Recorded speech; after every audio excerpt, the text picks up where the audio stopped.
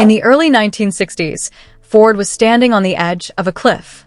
The Edsel disaster had drained the company, public trust was collapsing, and America's taste in cars was changing faster than Detroit could react.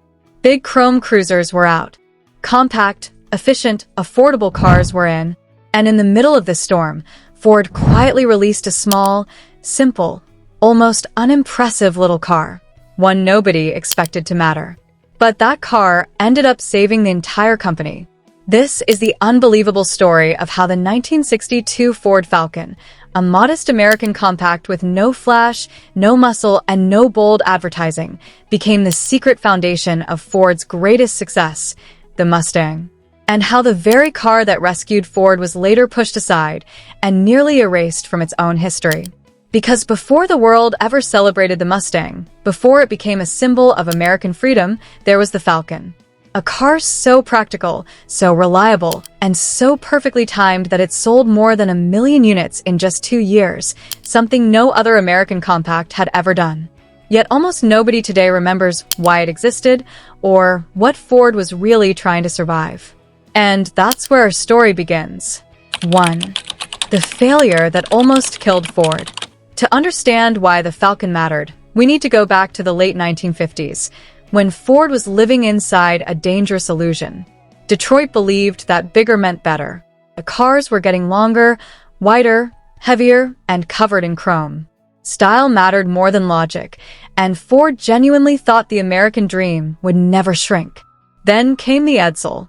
The car that was supposed to be Ford's next big victory instead became one of the most infamous failures in automotive history. It didn't just sell poorly, it drained Ford financially, shattered its confidence, and became a national joke.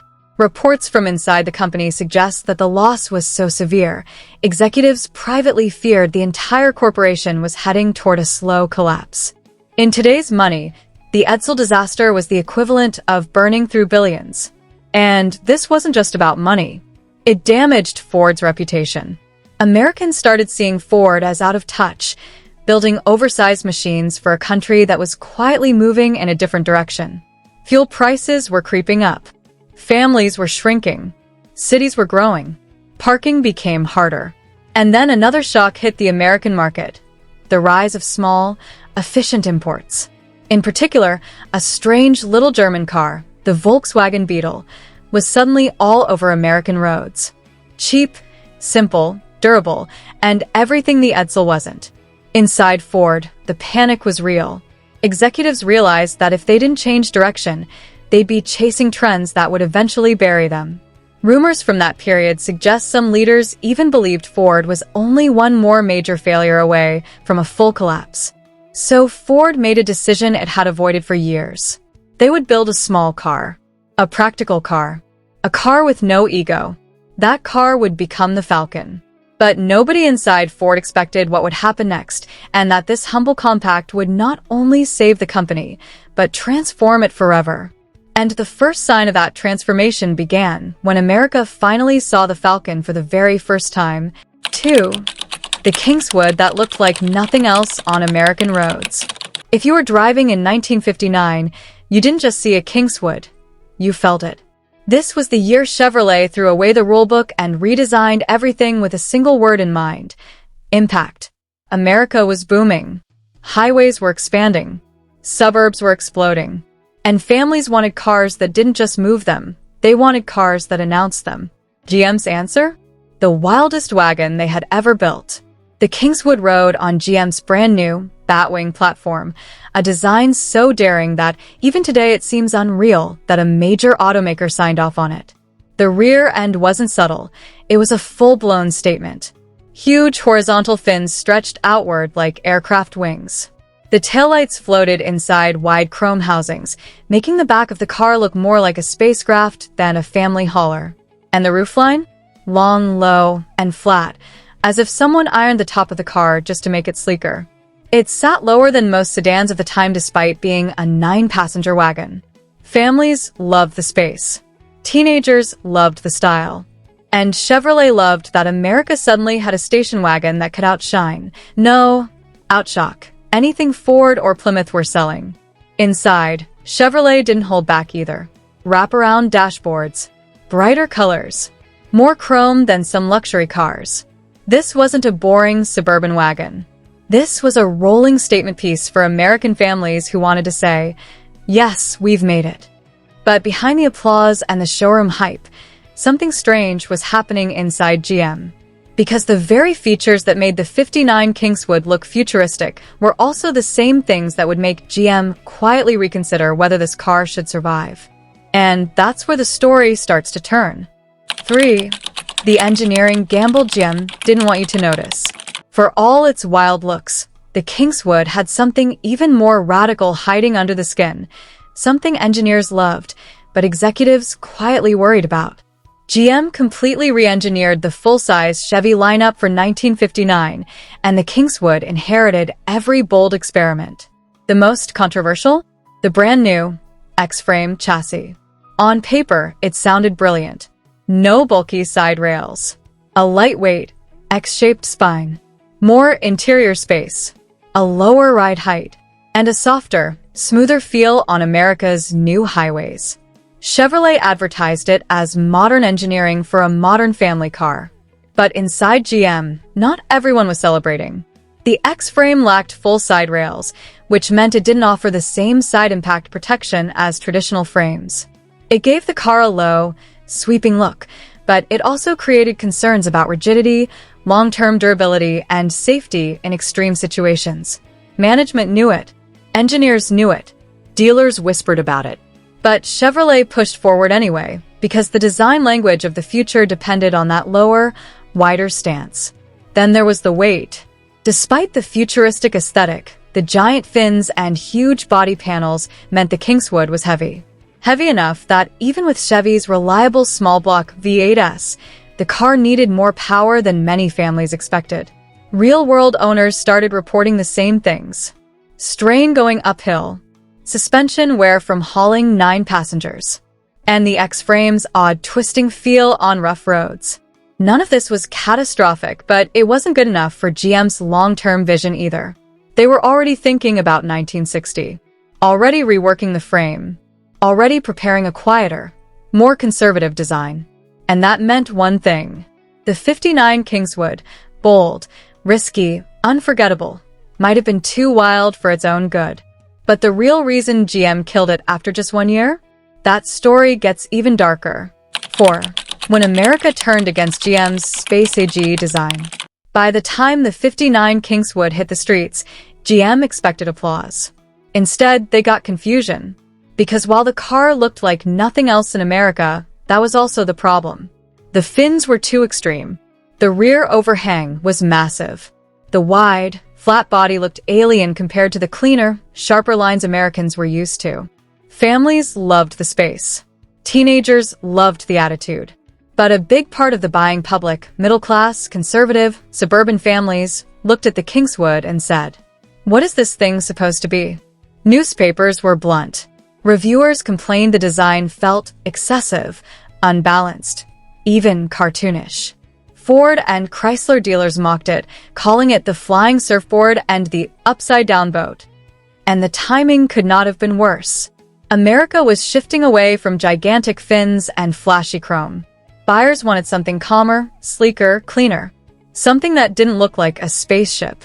But GM had gone all in on big, wild, expressive shapes, something consumers didn't fully appreciate until it was too late. Even GM executives admitted, quietly, that maybe they pushed too hard, too fast. Then came the real damage. Sales were lower than expected. Ford's wagons were outselling Chevy in multiple markets. Chrysler's more restrained designs were gaining ground. Suddenly, the Kingswood's radical styling wasn't a statement, it was a warning. And inside GM, the conclusion became unavoidable. If they didn't reverse direction immediately, 1960 could be a disaster. So the decision was made, fast, quiet, and without room for debate. Chevrolet would abandon the 1959 look. The fins would be trimmed. The body would be reworked. The whole Kingswood identity would be erased. But there's one more twist. GM didn't just kill the Kingswood because of styling or sales. There was another factor, one they never talked about publicly. And it had everything to do with fear. 5. The safety scare GM couldn't afford to expose. Behind closed doors, GM was dealing with something far more serious than styling complaints or soft sales. Something they hoped the public would never connect to the Kingswood: safety concerns. Throughout 1959, quiet reports started piling up from dealerships and regional service centers. Nothing dramatic, nothing headline-worthy, but enough to get the attention of GM's internal review boards. Owners complained about a strange twisting sensation at high speeds, a floating feel during sharp turns, sudden rear-end sway when fully loaded with passengers. Individually, these issues seemed minor, but together, they pointed directly to the one thing engineers already suspected. The X-frame wasn't living up to expectations. On paper, it was revolutionary. In real-world American driving, it wasn't as confidence-inspiring as buyers wanted. And then came the moment that changed everything. A series of independent safety inspectors, unaffiliated with GM, published early reports suggesting that the new X-frame might not offer the same side impact strength as traditional ladder frames. Nothing was proven. Nothing was officially confirmed. But GM panicked. Because if those concerns ever became mainstream, if journalists, newspapers, or competitors gained traction with those claims, it could destroy Chevrolet's reputation overnight. Ford would seize the moment. Chrysler would call their design safer. The public would turn on GM instantly. So GM made a decision. The 1959 experiment had to disappear. Quickly, quietly, completely. The Kingswood, despite its boldness, its ambition, and its potential, became the first casualty. Not because it failed, but because it made GM look vulnerable. What happened next was even more dramatic. GM didn't just drop the Kingswood. They rewrote the entire direction of their future in less than a year. 6. The internal war that sealed the Kingswood's fate. What most people don't know is that the Kingswood didn't die because of customers. It died because of a quiet war happening inside GM, one that pitted designers, engineers, and executives against each other. Harley Earl's design legacy was fading. Bill Mitchell's era was rising. Two completely different visions were fighting for control of GM's future. Mitchell wanted clean lines, sharper edges, and cars that looked sleek instead of exaggerated. He believed the '59 lineup, especially the massive Kingswood, was too wild, too risky, and too expensive to build. So when early criticism surfaced, Mitchell and his team didn't defend the Kingswood. They used those flaws as leverage. Every complaint about the X-frame's flex, the oversized body, the polarizing fins, or the awkward proportions, became ammunition in an internal push to erase Earl's final designs. Executives listened.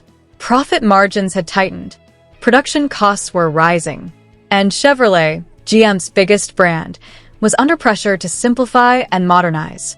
The Kingswood suddenly became the symbol of everything GM wanted to leave behind.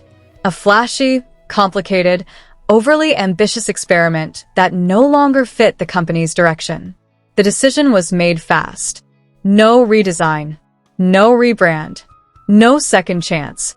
GM ordered the Kingswood to be removed after just one model year. Not phased out, eliminated. And the 1960 models that replaced it?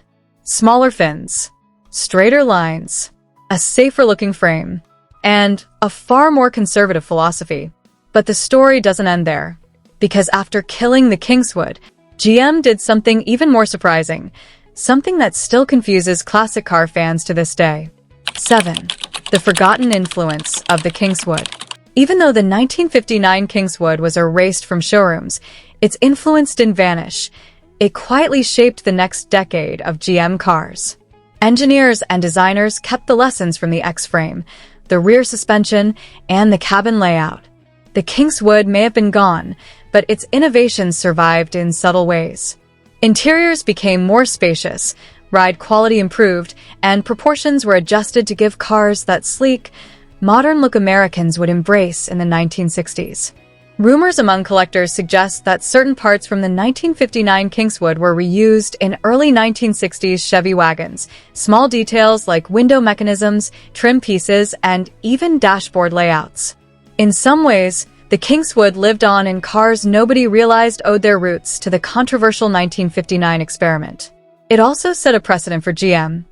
Bold designs could succeed, but only if carefully controlled. The company learned that pushing the limits too far could backfire, teaching lessons that would influence vehicles like the Impala, Biscayne, and Chevrolet's new compact wagons. Ironically, the Kingswood also became a collector's treasure over time. While the average buyer ignored it in 1959, enthusiasts today recognize the audacity behind its design. Original, lightly restored Kingswoods can command high prices at auctions, and the story of its one-year lifespan adds an irresistible mystique. The car may have been forgotten by the public, but in GM's DNA, the Kingswood quietly left its mark, shaping American cars for years to come. And yet, there's one final twist.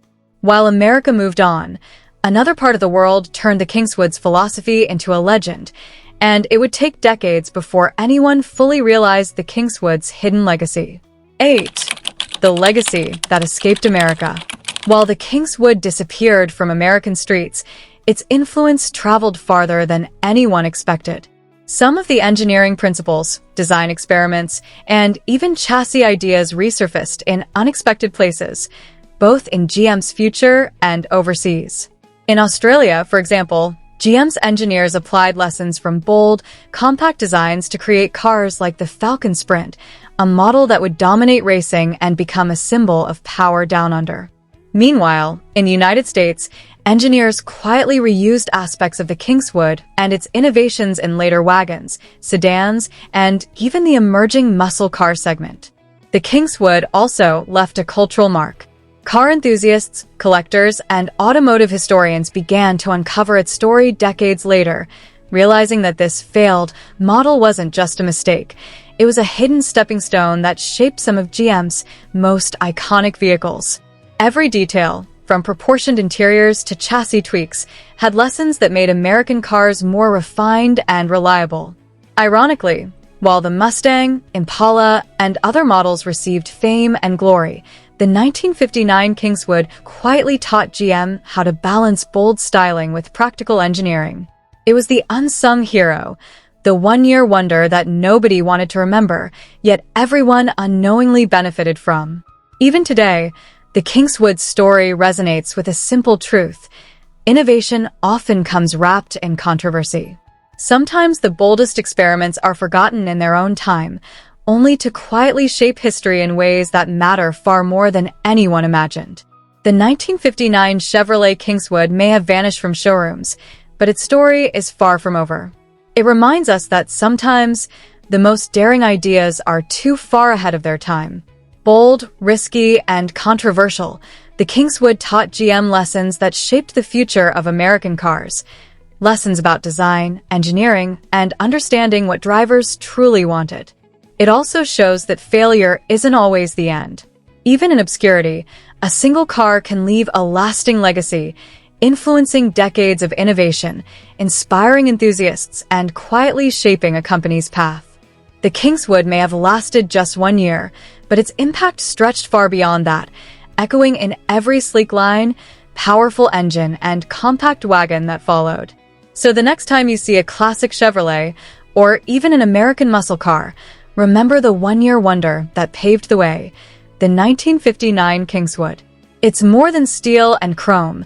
It's a hidden chapter of automotive history, a lesson in ambition, and proof that greatness sometimes comes quietly before anyone notices. If you've ever spotted a Kingswood in a forgotten garage or know someone who owned one, share your story in the comments. And if you love uncovering forgotten legends and hidden automotive heroes, hit subscribe, because there are many more silent icons waiting to be rediscovered.